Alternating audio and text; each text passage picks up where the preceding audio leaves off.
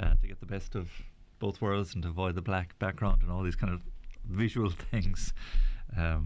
So if you're listening, you don't have to worry about any of that stuff, and you don't have the labour how to look at me either. Anyway, it's greetings and welcome, and with actually that idea in mind, the bishops are celebrating these, well, rather the church, I suppose, for the 57th World Day of Communications on the theme of speaking with the heart, the truth in love, from St. Paul's letter to the Ephesians. And Archbishop Eamonn Martin went online with a video. They're there in Lourdes with the Diocese of Dromore. He is, as you may or may not know, the administrator as Bishop of the Diocese of Dromore. Bishop John McCarthy was the previous bishop there, but he's next door in the Archdiocese, of course, and the Diocese of Armagh as bishop there. So he has two dioceses that he's managing and looking after and attending to, and as pastor, if you like, to as well. But social communication and how we communicate nowadays, of course, has exploded beyond our brains. It's hard to keep up and hard to manage it, and hard to know how to divide our time with all of these things too.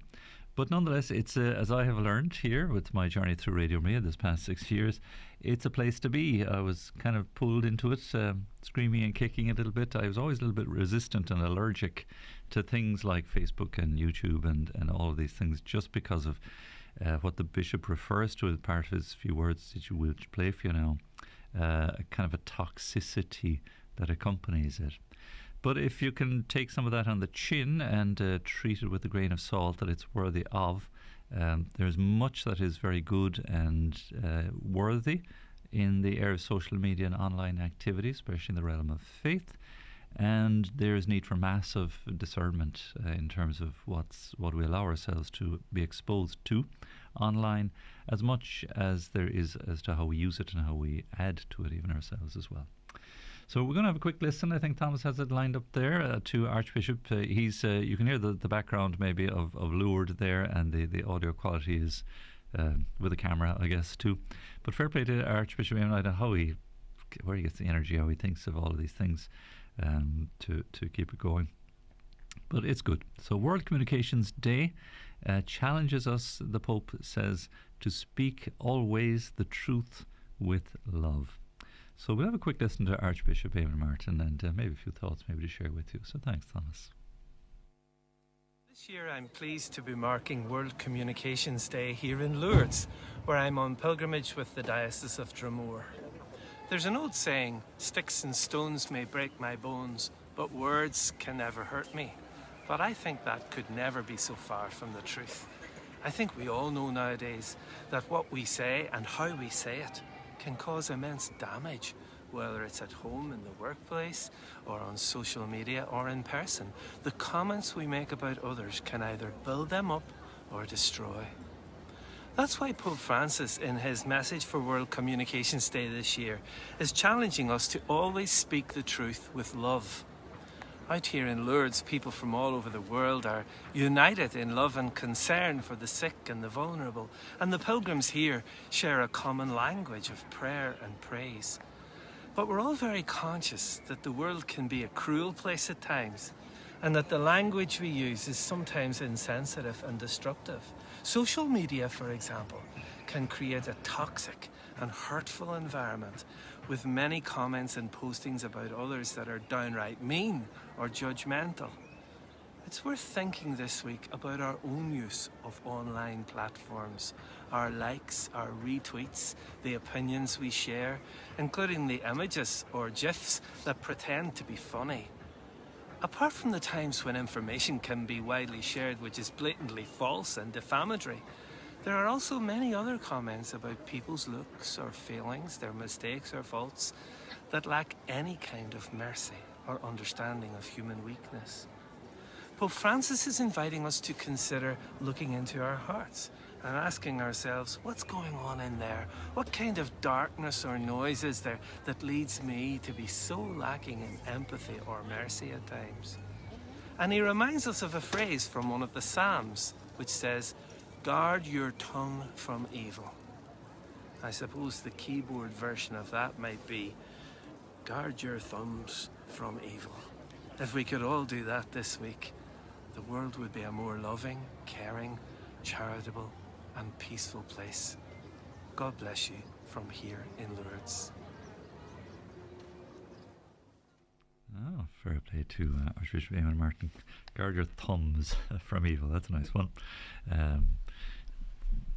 Important and necessary indeed, and something to keep close to our hearts, that to be careful how we express ourselves online. And there's one element of online comments and so on, that they speak of keyboard warriors.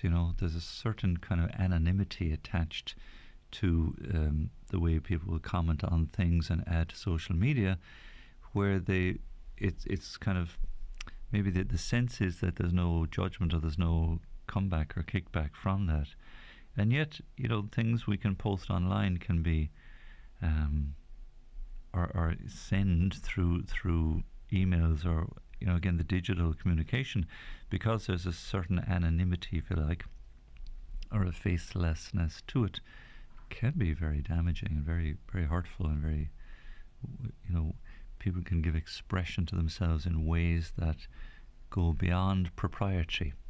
Is that a way of maybe thinking of it? That if you were with the person face to face, there's no way you would speak in that way or treat them in that way. And there's a disproportion at times, the way people attack and vent. Is that another way of understanding it?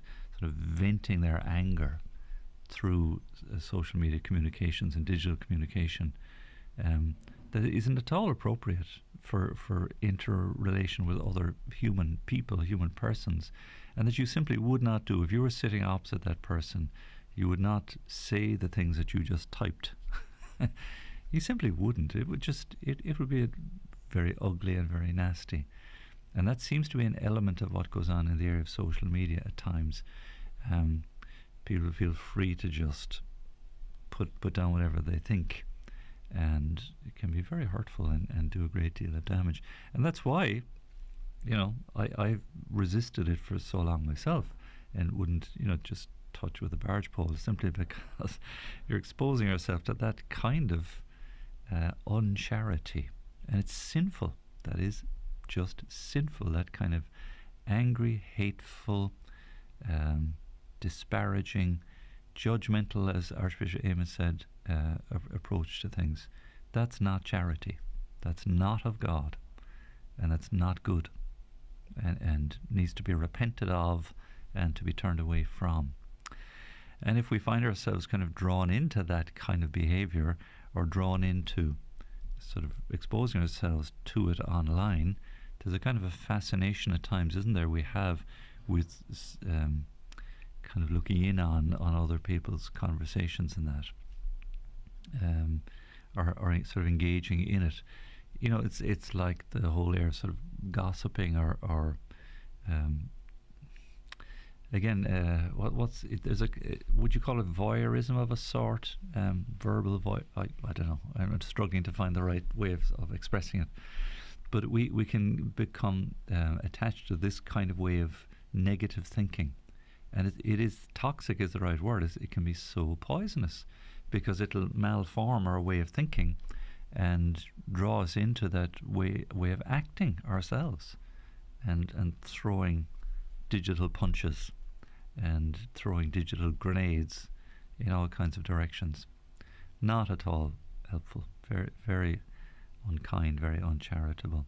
Speaking with the heart, the theme of the World Day of Communications is the truth in love, not with judgment or condemnation. Mine is not to judge anyone, it's to condemn sin, yes, to name sin for what it is, the reality of sin, absolutely, but always done with charity and with love, to allow the sinner room for repentance. Because you can browbeat people, and you can attack people, and you can come down on them and judge and castigate and all those other things, and it seems to be very easy to do, and there's a certain kind of self-satisfaction in that venting of anger, but it's so destructive. It does not build up in any way. It doesn't build up. You want people to repent and turn back to the gospel, but you want to just vent your spleen at the same time. No, you try that in a family. Imagine yourself in a family context, mother, father, children, and try that approach of browbeating, of pointing out faults, of negative criticism, of belly aching and disparagement, and see how your family will quickly fall apart at the seams. You will not be there for the weak and the struggling. How can there be an atmosphere of love? How can there be an atmosphere of charity? How can there be any forgiveness if this is the measure all the time, the doling out angry vitriol? I'm sorry, that's not of Christ, that's not of the Lord. The Lord knew when to be angry and righteous when it was appropriate, and yet we see time and time again He is so compassionate with the sinner, so compassionate. That's my hope, that's your hope, it's our hope, the compassion the Lord has. And we are, commissioned to be merciful as the Lord is merciful. In the measure that we seek to be merciful is the measure we will receive mercy. If we're doing nothing but trolling, that's one of the words they use about online keyboard warrior, then God help me. If that's my approach, I'm already a bitter, angry, twisted person. How my heart is going to be closed to mercy? How can it be open to receiving mercy if I'm not attempting to be merciful? How is that possible? I need to repent, I need to convert, I need to receive mercy and then grow into that mercy, not to be judgmental. Love the sinner, love them back to the truth. It's the only way. Browbeating them back or driving them back, or that's demeaning. It's not human even, and it's certainly not charitable. So the Archbishop is right to just examine our own conscience and to ask ourselves, consider, inviting us to think before we type. Archbishop Eamonn, says that Pope Francis is inviting us to consider looking into our hearts and asking ourselves what's going on in there. Take a close look, switch everything off, sit before Jesus in the Blessed Sacrament, good place to be too, and take a close look. What's going on in my heart? Is there darkness there? Is there bitterness there? Is there resentment there? Is there a kind of clenched fist mentality going on? What kind of darkness or noise is there which would lead us to be so lacking in empathy or mercy? It's a darkness. It's an evil spirit. It's something that wants to block out the light. Not a good thing. He reminds us of the phrase of the Psalms, just repeating really, this is the printed version, guard your tongue from evil. So he says, guard your thumb from evil. So what a more charitable and peaceful place the world would be if we could exercise the very same charity too. So please God, that's something we seek to do here on Radio Maria. I'm not saying we're perfect by any means. There's always room for improvement, there's always room for growth, there's always room for change and development, and we're very open to fair criticism and criticism that will help us to grow well. And we thank you for that. We thank you for those who do get in touch and let us know that this could be done better, or that should be tweaked, or that wasn't that fell short in some way. Great, that can help us. That can help us. But always, of course, these things in a spirit of charity. No more than you would do in your own family, or your workplace. You can't go storming into the workplace and just demand swathing changes because you think this is wrong and that's wrong. You can't do that in any other environment. So the very say, treat these things gently and be patient. How patient the Lord is with me. How is He patient with you? Give it time. Let me manure around the tree, or dig around the tree and manure it and see if it bears fruit. And allow these things to fall into their rightful place by the light of the Holy Spirit as well. So now, we'll be doing a bit of promotion this weekend. We'll be heading across to our neighbours, quite close to Kimmage Manor, which is the Spiritan parish community there. They have a lovely little church on the grounds of Kimmage Manor. It is the grounds of the facility which was in its day a house of formation for the Spiritans, the Holy Ghost Fathers. It's now more or less a place of retirement for many of the Spiritans who returned from the mission fields, and they have quite a lot of accommodation there. I lived there myself for about 2.5 years, told you various stories of the wonderful men that I met there, retired missionaries. So Steffi has arranged to do a promotion there in that parish. They serve the parish community in and around the other side of Green Hills, Temple Ogue, Kimmage-ish. I know Dublin always mystifies me. Where does one area start and another finish? No idea. So I don't think Kimmage Manor is exactly in Kimmage. I could never figure it out at any rate. But it's in and around that little corner of southwest Dublin. So if you're in the region or in the neighbourhood, why not pop in and say hello? And I must find out the mass times. No, I don't have them to hand. But that'll be our promotion this weekend.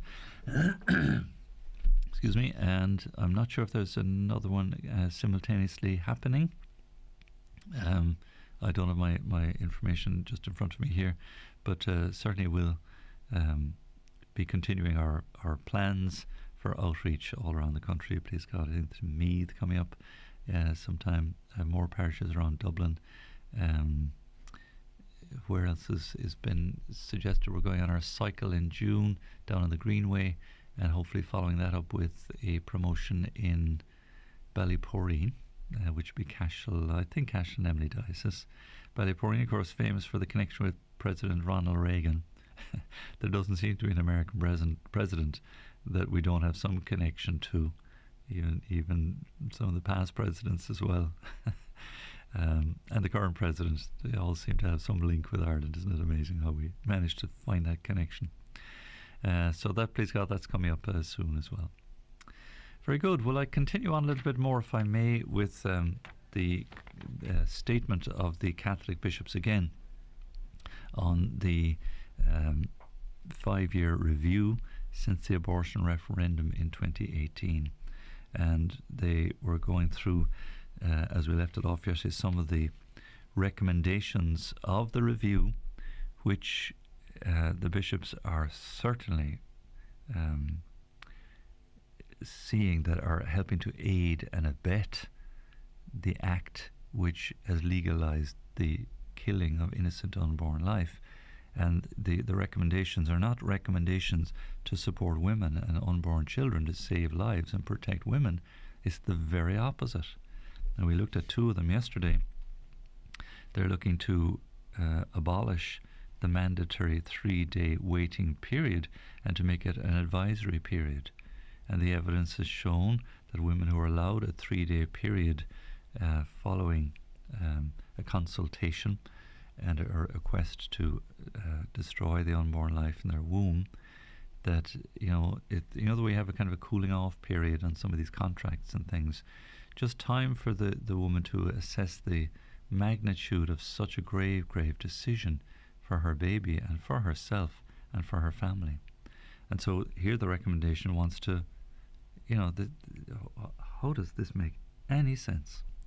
The second one is trying to abolish the whole area of freedom of conscience, and to enforce those who wish to work in the area of obstetrics and gynecology and in maternity care, that contracts of employment now make it mandatory that the provision of abortion should feature as something they have to do, and no room for conscientious objection. I mean, and the bishops are right. We all sound thinking people, faith or no faith, should completely reject such a suggestion that you're not allowed to exercise a conscientious judgment on grave moral issues of this magnitude and this order. And yet that's been put forward as a recommendation. Makes absolutely no sense at all. None whatsoever. Like what... I don't start me. It just beggars belief. It really does. So there's 2 more the bishops refer to. Legislation for the provision of quote-unquote safe access zones. So the review is recommending that legislation be introduced to provide so-called safe access zones to prevent any presence which would reasonably be regarded as having the effect of influencing a person's decision to have a termination of pregnancy or provide the service within the vicinity of any centre providing abortion. So it's again cancelling the idea that there are men and women who are willing to, peacefully protest this and be within the vicinity of these centres providing abortions to offer an alternative to women, that they might still wish to change their mind. And that has often been the case when, somebody reaches out a hand to help and, again, saves a life and saves a mother from untold pain and suffering. And now here, this is seen as something intrusive and dangerous, or I don't know, it's seen as something that works against, again, it just, and this is always a peaceful protest and a prayerful one. We saw recently that lady in Birmingham, wasn't it? She was in her mind praying outside such a facility, just standing there and praying, doing nothing else, no placards, no demonstrations, no anger, no protest, on her own, I believe, or maybe there was one or two others with her, I'm not sure. But she was arrested because she was asked what was she doing, and she says, I'm praying in my mind for these poor souls who are making this decision, all involved. And handcuffs put on her and arrested and taken up. Now she was vindicated in the end.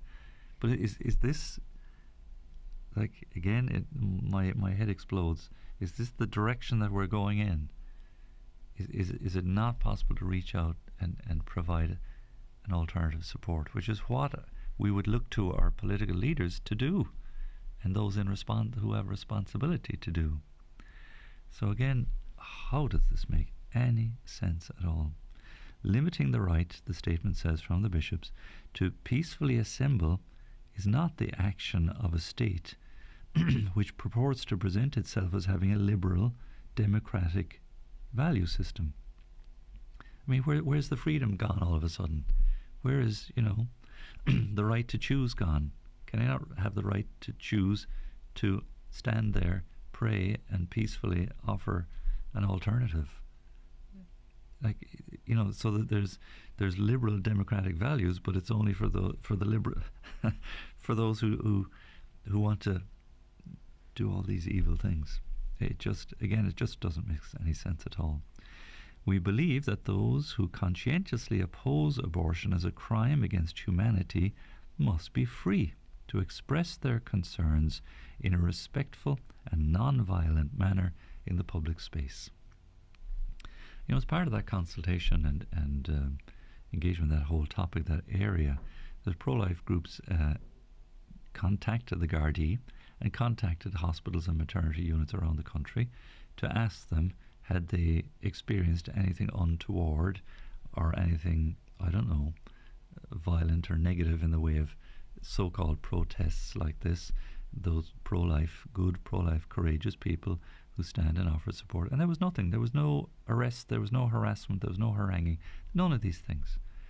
And legislating for that, to limit the freedom of that expression, again, is gagging the mouth of truth, and again preventing women from receiving an alternative, an offer of help and support, which is what women in crisis pregnancy need: the support of their partner, their boyfriend, their husband, the support of their family, the support of the wider family and community too, to help them. Because we look at the figures, and as I say, now with this legislation, 1,000 babies' lives lost since 2018 that we know of. Again, the numbers are probably far greater than that in those that are not recorded or accounted for in that particular study. So what a great need there is, what a great want there is. And like I say, these are young babies, young boys and girls who will be starting to go to school now, some of them, if you go back to 2018. Such a deep, deep, tragic and terrible loss. And the fourth one the statement refers to is the Act regulates the circumstances in which the termination of pregnancy is not a criminal offence. In all other circumstances, abortion, that's the taking of innocent unborn life in the womb, remains a crime. And this review, again, recommends that medical practitioners should be removed from the scope of this section of the Act. In other words, if doctors carry out abortions in contravention of the Act, they would not be guilty of a crime. We reject this recommendation on the grounds that nobody should be above the law. Nobody should be above the law. And that, we've seen that with the crimes of priests. We can say, look, no, we're not above the law. No one is above the law, not even the lawmakers themselves. And no one should be above the law, especially when it comes to protecting human life. So you see what happens when a child is born alive. These are other questions that come into this whole conversation. A sort of failed abortion. What happens when the child is born alive? What do you do then? Do you preserve the life? Do you allow the baby to suffer and to die? It's too awful to contemplate. It really is. And so if you do that, then are you guilty of a crime? Allowing a baby born alive to die? Dreadful, dreadful thoughts, and just so awful that we're looking to, again, loosen the whole framework for respect and regard for human life. Again, it's just so terrible. So what can people of faith do? In the light of this, where we see a loosening and a widening of the scope of the complete disregard for the respect and sanctity of life in the womb. What can people of faith do, the bishops asked now in this statement. 5 years on from the referendum, it's time to consider what further we can do to support women and to restore the recognition of the right to life of unborn children. And they offer just a few possibilities. First of all, be confident in sharing your pro-life values. Valuing the right to life of every human being is a truly compassionate position. Remember, in that vote, I'm sure many would change their minds now, looking back at the 5 years of sadness, really, that has accompanied the legalisation here. There's 1/3 of the voters voted for life. They voted against this legislation. So there's a fine contingent of wonderful people who are still holding fast to the dignity and sanctity of life. Not all of them believers either. Some of them simply non-believers, but knowing and seeing what is right and good and true.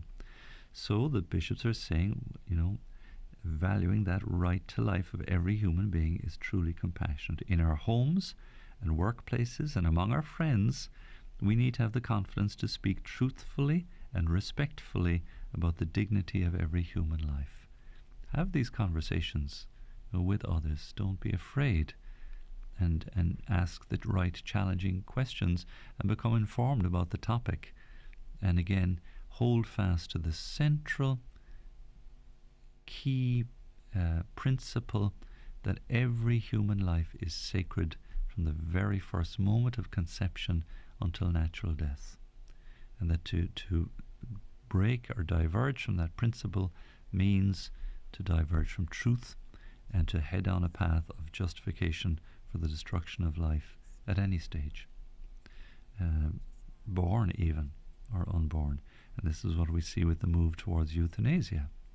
My life is no longer useful, so yeah, let's dispense with it. That's not the thinking, that it doesn't matter what weakness a person suffers from, or what ill health or what incapacity, that life is sacred because it's God-given. We do not have the power to give nor to take life in that way. Secondly, be present to women in crisis pregnancy. This is very important. To not only talk the talk, but to walk the walk, to be there. Get involved in some way, shape, size or form, in some form of pro-life activity. Again, the statement says, the statement says, our casual comments or reactions, can make the difference. They can either be encouraging and supportive or negative and dismissive. When a family member, a friend or a girlfriend, reveals that they are with child, how we react is very important. Over the years, many mothers in crisis have felt supported sometimes at the very last minute, by a sensitive offer of practical help to find a way out of their crisis, other than by ending the life of their unborn baby. Sorry, they're getting choked up. So it means that that word, that gesture, that, again, being there can make such a difference. Find out about pro-life support groups for women in crisis pregnancy, for parents of children with life-limiting conditions, and those which provide spiritual support for people following abortion. And I do hope you've had the chance to listen back to Aoife Collins, and there's a series, in fact there are first 3 programs now. We put a name on the show calling it Life Matters, in both senses of the expression, and Aoife's with Human Life International, and her first show, which is available now as a podcast on our new podcast list there on the website. Listen back to it, 2 beautiful testimonies from Kate Mina and Bernadette Goulding, and they have been victims and have suffered through abortion, and now are engaged in marvellous work and ministry to women hurt by abortion. And there's a beautiful movement known as Rachel's Vineyard, which seeks to support women who have suffered and been hurt by abortion. Beautiful spiritual support group. And as a result of that program aired last week, there have been a number of applicants to Rachel's Vineyard to come and be healed and to be supported through that deep hurt and deep wound. So Rachel's Vineyard is one such group. There are many others. Gianna Care is a beautiful group too that helps support mothers with child. Ask Magella is run by Human Life International, again another fabulous support group, and there are others. Wonderful, wonderful pro-life groups of different shapes and hues in Ireland that are very worthy to become involved with and do something very practical as well. Don't forget, of course, that prayer is fundamental in all this. This is a battle really of life and death, and it's good to get involved at the practical end of things, but the spiritual end is fundamental as well. It's about changing hearts and minds and converting spirits into the way of truth.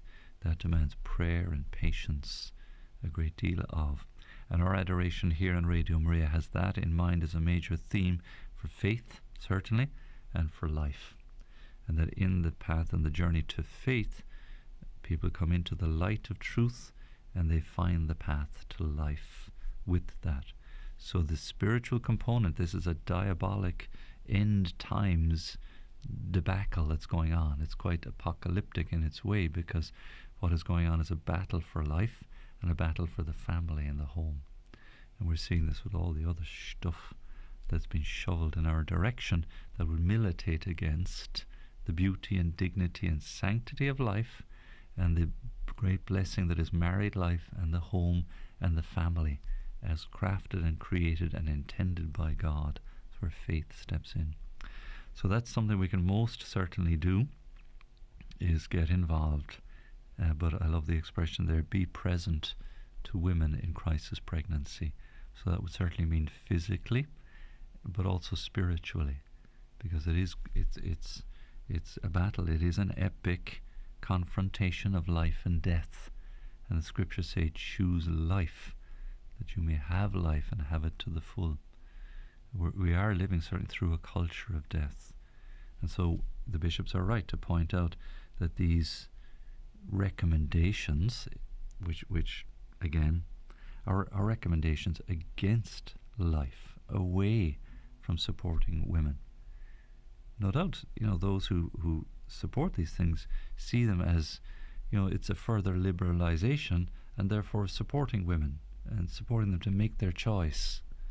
That's the way it's viewed from the other side, which is a contradiction. It's simply, how does that how is that reasonable or make sense when the child and the life of the child is being ignored? And what is good for the woman in her life and her health is bringing that child to birth and the blessings that accompany that. So there's a truth being obfuscated here. This is what I mean. It's quite an epic, diabolical confrontation of good versus evil. and good always wins. Truth always wins through. And we've seen that with the overturning of the Roe versus Wade decision back in 1973. The people of America have, rallied and rallied and rallied for decades to protest this injustice to women and children. And you see quite a number of states in the United States enacting their own local laws to protect women and children and to push back against the culture of death. And we see a new generation of young, fervent, faith-filled, pro-life boys and girls and young men and young women courageously facing against this behemoth of a beast of liberalism. Because we know in the end, you see, when all is said and done, that the culture of life has to win over, even just from a very practical standpoint, that those who are open to life and seek to bring life into the world will the meek shall inherit the earth.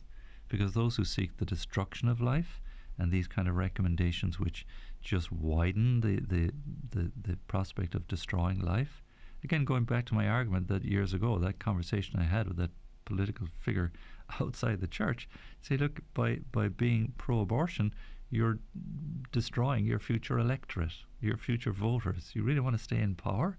You want to generate voters and support. Again, the contradiction was just lost on him, completely lost.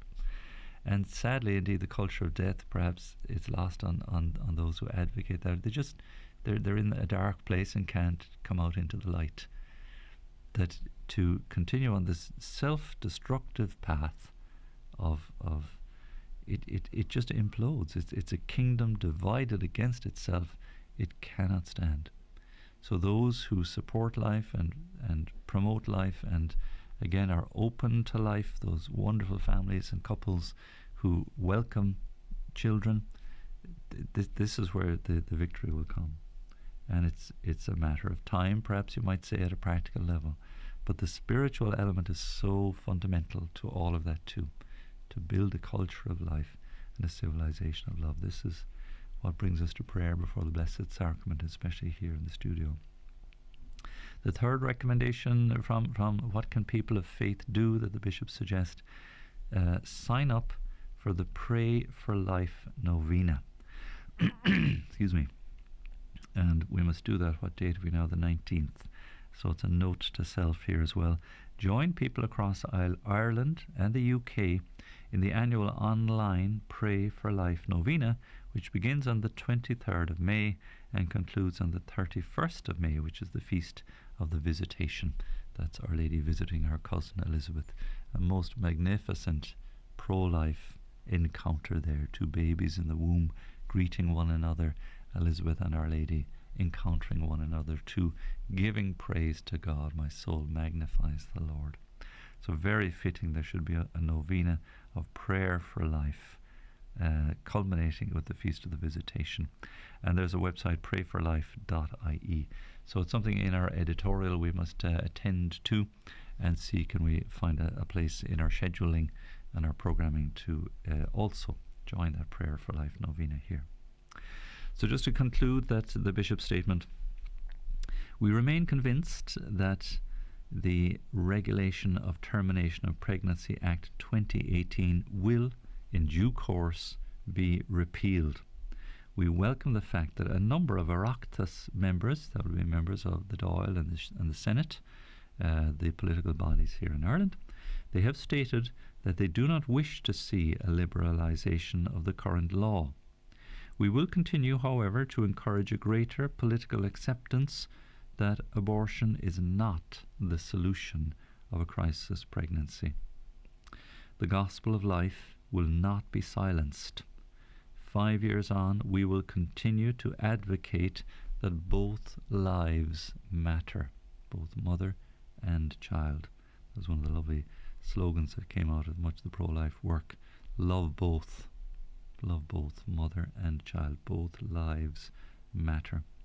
We will continue to seek loving and supportive protection for every mother in distress and for every child in the womb, including those diagnosed with a disability or a life-limiting condition. Very important, because that's seen as one of those exceptions. And again, it's the same principle. It's a disregard for the sanctity of that beautiful life and the joy that life will bring to parents and to families, even though it will bring many challenges too, but to be welcomed.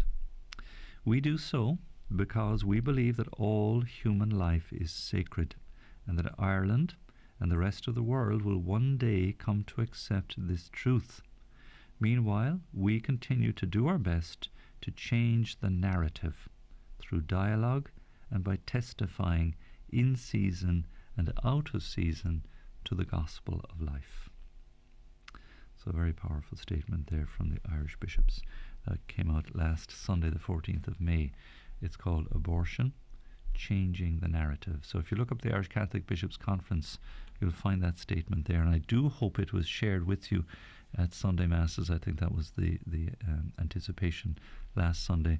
Different local circumstances can somehow, these things can get there's sort of too much going on locally sometimes, but I do hope those copies have been left in churches for you to pick up, and do check it out online or ask somebody to print it off for you, maybe too, that you'd like to read it. There's depth in it and conviction in it and encouragement in it for us, and it certainly exposes the mentality, if you like, that seems to prevail, certainly at the political level, in relation to regard or disregard for the unborn, and a sort of blinkered understanding or approach to women and their needs, that the review, as it says there, simply excluded the reality of the hurt caused to women and to families. So do tune into those there's two more programs. Last night, Aoife Collins, 8 o'clock on Thursdays, Life Matters. We've been longing to get a good, sound pro-life program, regular show on air for you. So last night was a priest from the Franciscan Friars of the Renewal speaking about men who are hurt by abortion. So that interview Aoife undertook last night. And next week's show, we had problems with the audio. It's incredible. It's certainly something untoward at work. We encounter that here. It's kind of, it doesn't bother us, but we encounter it here. It's quite annoying, but it's little spanners in the work every now and again. So there's another beautiful program next week, and again it's a witness to men hurt by abortion as well, and a very sad story, but a very moving one. So these are real people. So talk about changing the narrative. That's exactly what we're seeking to do. So watch out for that show, Life Matters, every Thursday, 8 p.m. Check it back on our podcast page as well if you missed it. So very glad to have that here now on Radio Maria. So now that concludes my Chatechesis over the few days with this particular very serious topic. And thanks indeed to the bishops. Let's support our bishops in the good work they're doing to build a culture of life and a civilization of love. Many thanks for being with me today. God bless you, and glad to have your company. Let's continue in prayer together. 12 o'clock now, time for our Regina Celli and midday prayer.